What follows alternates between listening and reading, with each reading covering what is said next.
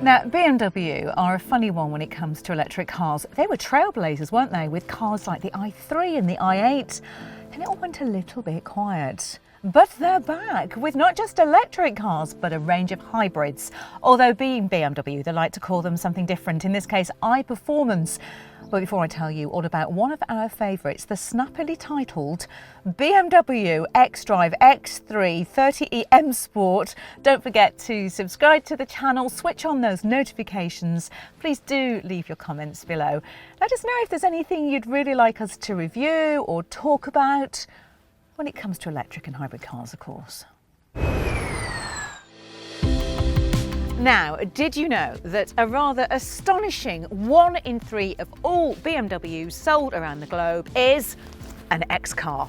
It's a pretty good fact, that, isn't it? And this one, the 3rd generation X3, is a groundbreaking one because it comes with a choice of petrol, diesel, hybrid or pure electric power. Now, being Electrifying, we are of course interested in the hybrid and the electric versions.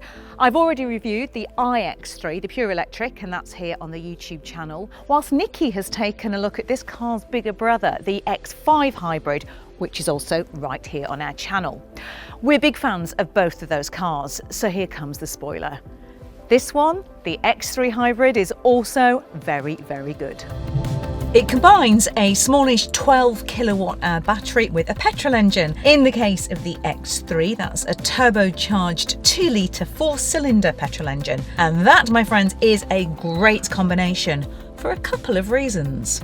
Firstly, because of the tax benefits it brings if you're a company car driver. Now, as of April 2020, plug-in hybrid electric vehicles are taxed not just on their emissions, but also on how far they can drive using just electricity. In this case, that is 32 miles. And that means that this particular BMW could save you thousands of pounds, while it also returns a claimed figure of 135 miles to the gallon, giving you another way to save some cash. As for the second,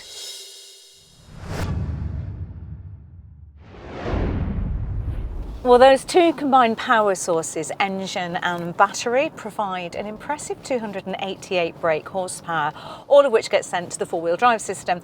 And that means it's a lot of fun to drive because you get loads of torque. So if my talk of torque went straight over your head, in simple terms, I guess it's how the engine feels when it's accelerating. You know how when you're driving some cars and you put your foot down as you're going up a hill and nothing seems to happen? That means they don't have much torque. A big engine or electric motor will give you loads of torque. So the car basically always feels ready to go. And that means in the case of the X3, you can sprint from 0 to 62 in around 6 seconds. And the engine, the 8-speed automatic gearbox, that motor work together impressively to make sure that power is there when you need it.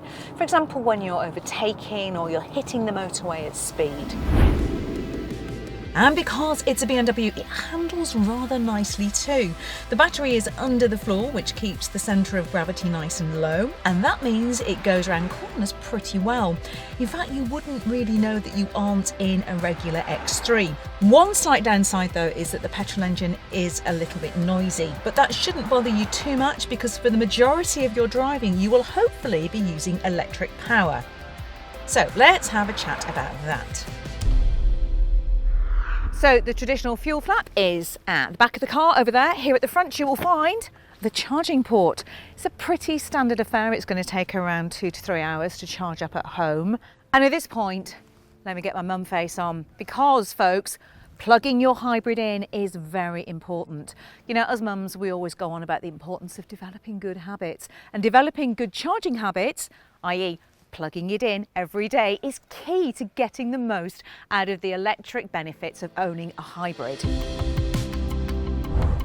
Inside you'll see there's an option to switch between different performance modes, sport, normal and eco, which do exactly what you would imagine. More on that later though.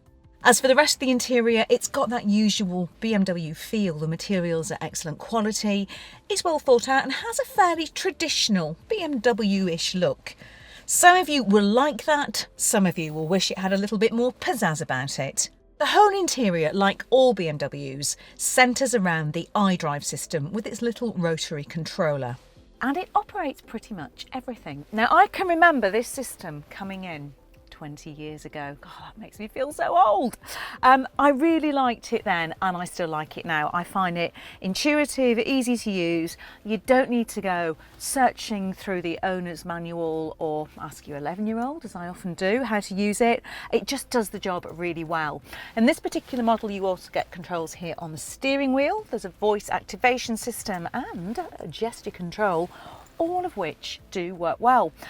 What I do like though is that you have physical controls around here for the climate and also for the music. Stabbing away at a touchscreen when you're driving is one of my absolute bugbears, so I'm really pleased to see that that's still there. This is the most popular M Sport spec, and it has loads of extra goodies added on, like premium and comfort packs, so it does feel pretty luxurious. But even the standard spec is still pretty good and comes with nice treats like heated seats, which incidentally are very comfortable with loads of adjustment. And there is stacks of storage space, you know, for storing all those things like your makeup bag, odd toys, emergency bars of chocolate. No? Maybe that's just me. As for the boot, well, as you can see, you can definitely fit a Ginny in it. It's a really good usable shape and nice and wide. However, because of the battery, it means the floor is now jacked up and you've got this lip, which means it loses a few points. But that doesn't have an impact on room for the passengers, which is just the same. Although sadly there isn't quite enough space to fit 3 child seats across the back here. You're going to need to step up to the X5 if you have a large family or lots of friends.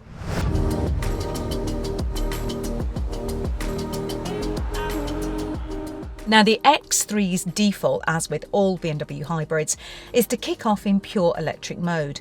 The car will operate in auto eDrive mode, which means it automatically works out the most efficient use of petrol and electric power and then does the job of switching between the two for you. And it does that seamlessly.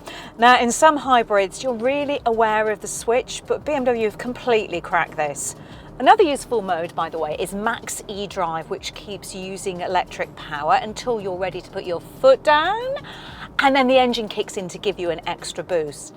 I also like battery control, which lets you tell the car how much battery power you want to save.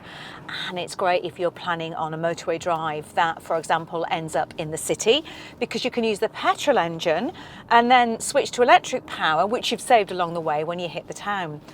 Now this might well be a legal requirement soon when you move into the centre of some cities, so it's great to see that BMW are future-proofing for that. Another great piece of BMW kit is something called eDrive zones, which automatically switches the car over to electric if you enter a clean air zone by using just the GPS. That is really clever stuff. Something you'll also make loads of use of is anticipatory hybrid drive. Complicated name, but it basically syncs with the nav to work out which mode should be used when. So it might opt for pure electric if you're driving through a low speed zone around a school, or go up a hill in electric knowing it can put some charge back into the battery as it comes down the other side.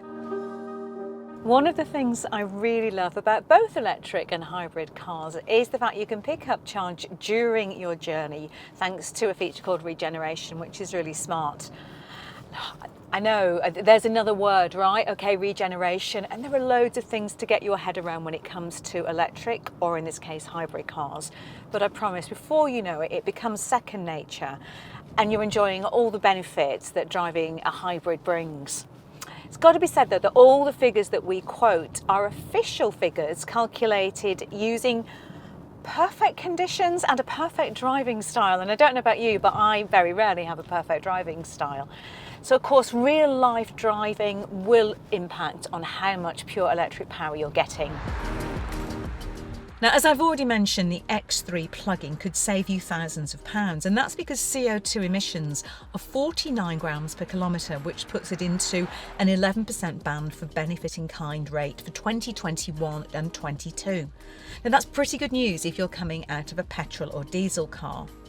But this is where you're going to have to get your calculator out, because there are some similar cars that will cost you even less, including, and this may seem crazy, the larger, more expensive X5 plug-in hybrid.